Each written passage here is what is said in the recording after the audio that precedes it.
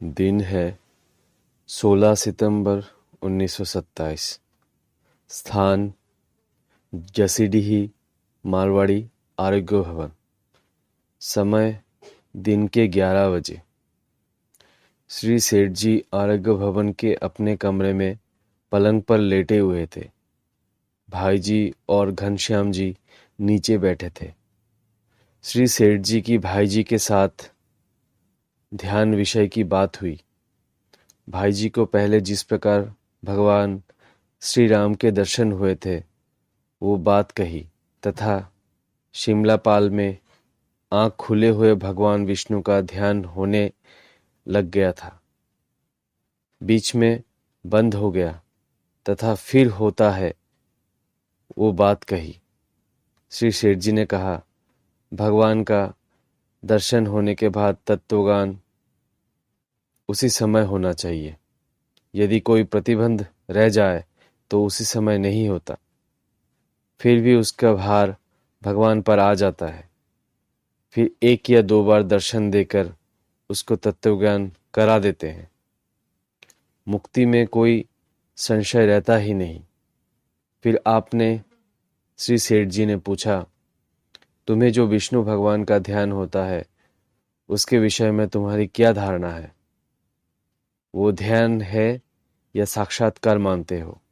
तब भाई जी ने कहा, बातचीत व स्पर्श होने के सिवाय साक्षात होने के जैसा ही लगता है।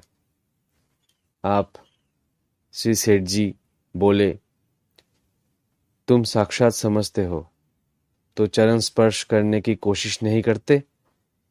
ये तो तुम्हारी दृढ़ भावना ही हो सकती है। तब भाई जी बोले, मुझे भी दृढ़ भावना ही लगती है।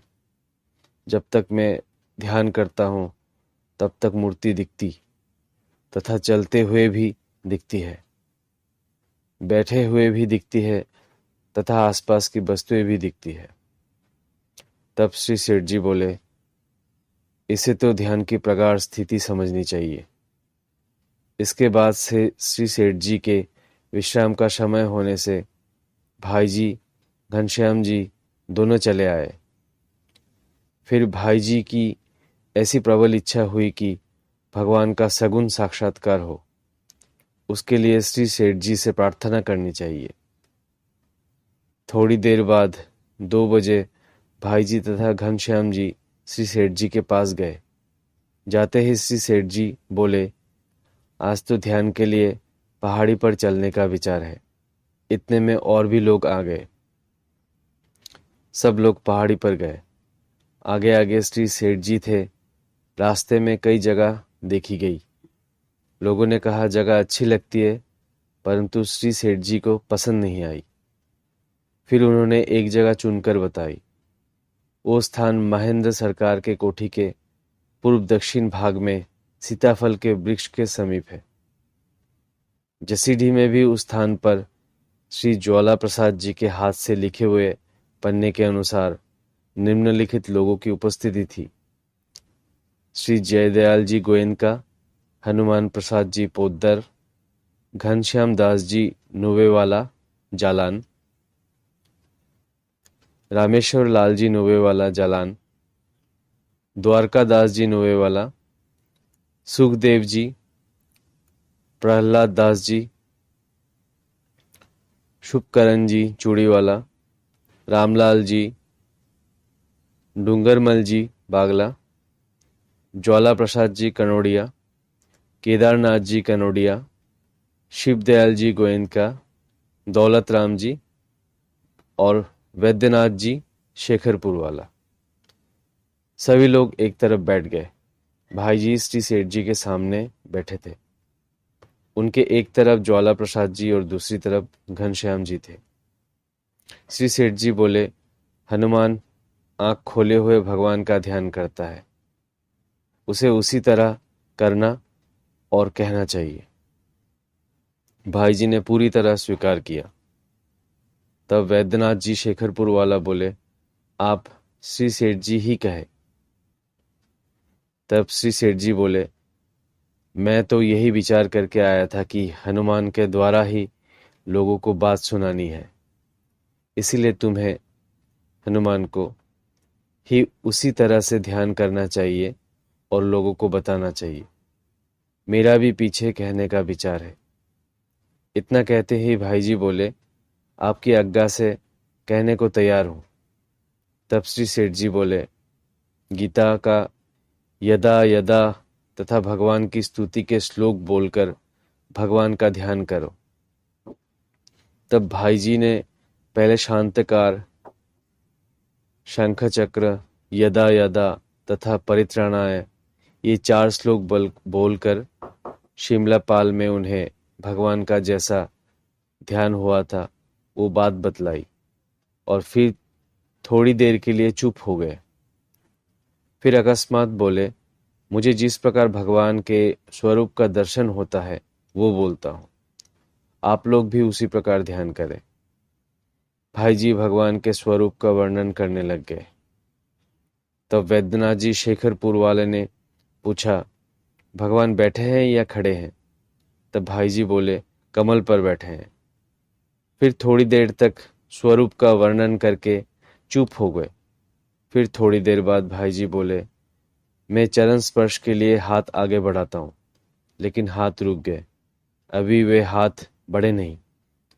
फिर थोड़ी देर बाद बोले, हाथ तो बड़े हैं किंतु भगवान का आसन पीछे खिसक गया। फिर थोड़ी देर बाद बोले, ये देखो भगवान के चरण मेरे समीप आ गए हैं, मैं स्पर्श करता हूँ, आप भी स्पर्श करें। इतने में वो जोर से बोले, भगवान तो अंतर्धान हो गए। ये सारी बातें भाई जी ने आंख खोले हुए कही। इस पर श्री सेठ जी बोले, अंतर्धान होने का तो क्या मालूम, पर मुझे ये स्फुरना हुई कि हनुमान से ये बात पूछूं कि ध्यान की बात तुम कहते हो या मैं कहूं। इस पर भाई जी बोले, ध्यान की बात मैं ही कहूंगा, पर मुझे चरणों का स्पर्श जरूर होना चाहिए। तब श्री सेठ जी बोले, ध्यान तो जिस प्रकार हुआ था वैसा होना सहज ही है, बाकी चरणों का स्पर्श होना तो अगले की मर्जी पर है। इतने में भाई जी उसी तरह हो गए और उन्हें फिर भगवान के दर्शन होने लग गए। आंखें उनकी खुली रही और बोले, किसी को दर्शन करना हो तो आप मेरे पास आकर दर्शन करें। ये भगवान के चरण रहे, मैं स्पर्श करता हूँ, आप लोग भी स्पर्श करें। इतना कहकर वे जोर से हाथ बढ़ाकर और श्री सेठ जी के दाहिने चरण को पकड़कर वाज्य ज्ञान शून्य होकर गिर पड़े।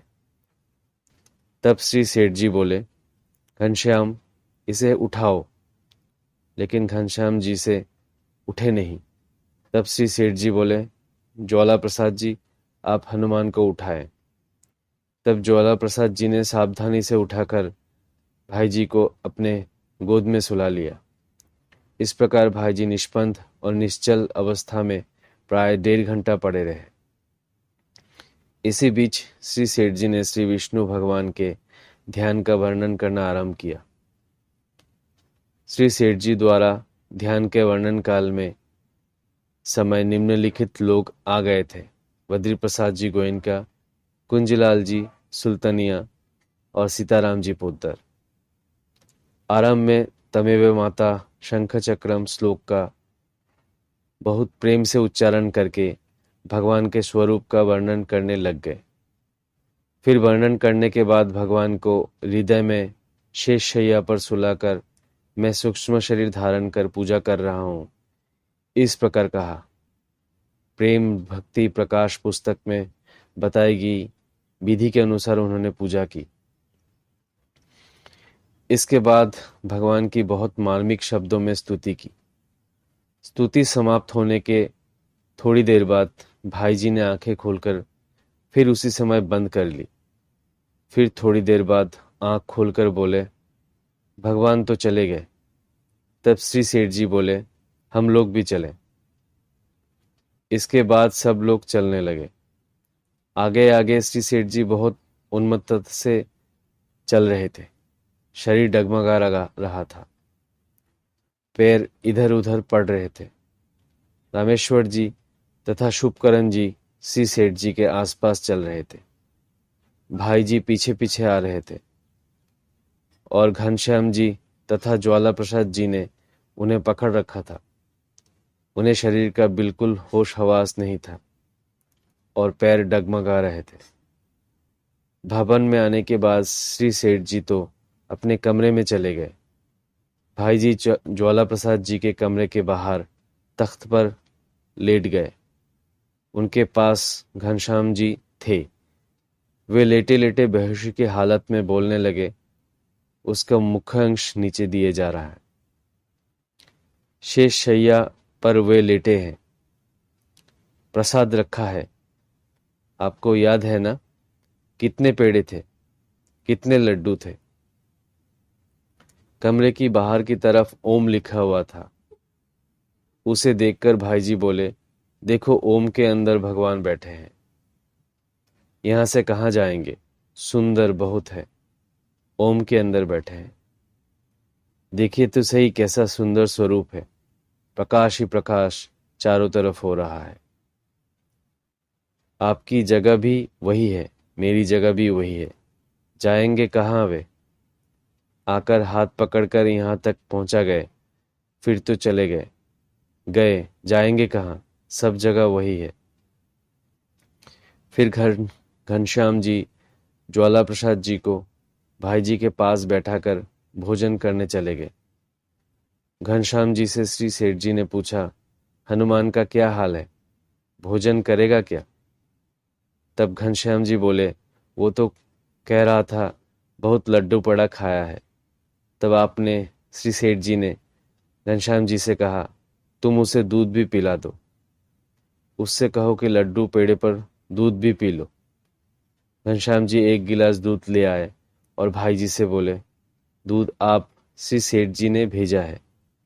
भाई जी बोले, प्रसाद सब लोगों में बांट दो। तब घनश्याम जी ने दूध द्वारका, शुभकरण, रामेश्वर, केदारनाथ जी को दिया तथा खुद भी लिया। बाकी बचा दूध भाई जी ने पी लिया। दूध पीने के उपरांत बोले, आप श्री सेठ जी के पास चले क्या। फिर श्री सेठ जी के यहाँ गए और तख्त पर बैठ गए। इतने में ही सेठ जी आ रहे थे। उन्हें देखकर भाई जी बोले, भगवान आ रहे हैं, उठो। और बेहोशी की हालत में श्री सेठ जी के चरणों में गिर गए। फिर श्री सेठ जी के पास कुछ देर रहकर सोने के लिए आ गए। रात्रि में आनंद बहुत अधिक रहा, निद्रा बिल्कुल नहीं आई। उपयुक्त घटना का विवरण भाई जी ने बाद में बोलकर निम्नलिखित शब्दों में लिखवाया। मेरी बड़ी उत्कंठा थी कि कोई रहस्य की बात प्रत्यक्ष देखूं। भगवान के साक्षात दर्शनों की उत्कंठा मेरे जीवन में कभी भी हुई नहीं। मेरी सेठ जी से भगवान राम के दर्शनों की बात और ज्वाला प्रसाद जी से श्री सेठ जी के प्रेम भाव की बात होने से उत्कंठा बहुत ज्यादा बढ़ गई थी। इस निमित्त उनसे प्रार्थना करने की डैश। घनश्याम मेरे साथ था। जाते ही बिना कहे ही सेठ जी बोले कि चलो आज ध्यान करने पहाड़ी पर चले। पहाड़ी पर जाने की बात अलग लिखी हुई है। जब मैंने ध्यान की भावना की तब सब दृश्य एकदम जाते रहे। चारों तरफ अकस्मात बड़ा भारी प्रकाश हो गया। जिस जगह श्री सेठ जी विराजमान थे उस जगह भगवान की चतुर्भुज मूर्ति का मुझे प्रत्यक्ष आंखें खोले हुए दो व्यक्ति आमने सामने बैठे हो उस प्रकार दर्शन होने लग गया। मेरे आनंद का पार नहीं रहा। मैंने थोड़ी देर भगवान के रूप का वर्णन किया। वृत्तियां बाहर से बिल्कुल हट गई। मैंने भगवान के चरणों का स्पर्श करने के लिए हाथ आगे बढ़ाने के लिए कई दफे चेष्टा की, पर हाथ आगे नहीं बढ़े, किंतु भगवान का आसन पीछे हट गया। फिर मैंने कहा, तब भगवान का आसन मेरे हाथ के समीप आ गया। मैं चरण स्पर्श करने चाहता था किंतु इतने में भगवान अंतर्धान हो गए और उस जगह श्री सेठ जी दिखने लग गए। मैं बोला, ये क्या बात हुई? तब श्री सेठ जी बोले, मुझे ये स्फुरना हुई कि मैं वर्णन करूं। तब मैं बोला, मैं करता हूं, पर मुझे भगवान के चरणों का स्पर्श होना चाहिए। तब श्री सेठ जी बोले, पहले हुआ ऐसा ध्यान होना तो बहुत सहज है, पर चरणों का स्पर्श होना तो अगले की मर्जी पर है। इतना कहने के साथ अकस्मात अनंत प्रकाश हो गया। मुझे फिर उसी तरह दर्शन होने लग गए। मैं आनंद में विह्वल होकर भगवान के दाहिने चरणों को पकड़ लिया और चरणों में बलात्कार से जा पड़ा। भगवान ने मेरे मस्तक पर हाथ रख दिया। तब पीछे से लोगों ने कहा कि तुम तो श्री जयदयाल जी के चरणों पर पड़े थे। बाकी मेरी दृष्टि में उस जगह भगवान नारायण के सिवाय और कोई भी नहीं था। श्री जयदयाल जी भी नहीं थे, केवल श्री नारायण देव ही थे। इसी स्थिति में मैं बहुत देर तक पड़ा रहा और भगवान मेरे मस्तक पर हाथ रखे हुए हंसते रहे। कुछ समय के बाद मुझे ये दिखा, कोई विलक्षण पुरुष भगवान की षोडशोपचार से पूजा कर रहा है। मैं पूजा को देखकर बहुत प्रसन्न हुआ। कुछ समय के बाद मैं देखता हूँ तो बहुत से ऋषि पधारे हैं। ऋषियों में भगवान नारद, व्यास, सनत कुमार, हनुमान इत्यादि थे। वे आते ही अपना अपना नाम बताकर मेरी ही तरफ भगवान के चरणों में प्रणाम करने लग गए। मुझे भगवान के चरणों में पड़ा हुआ देखकर बहुत प्रसन्न हुए। इसके बाद विलक्षण पुरुष द्वारा पूजा करते समय जो प्रसाद लगाया गया था, वो प्रसाद सबको बांटने के लिए भगवान ने एक ऋषि बालक को आज्ञा दी। उसने भगवान की आज्ञा पाकर सबको प्रसाद बांट दिया। तब भगवान ने कहा, इसे भी दो। तब मुझे भी उठकर प्रसाद दिया और मैंने बड़े आनंद के साथ उस प्रसाद को खाया। इतने विलक्षण स्वाद का अनुभव जीवन में कभी भी नहीं हुआ।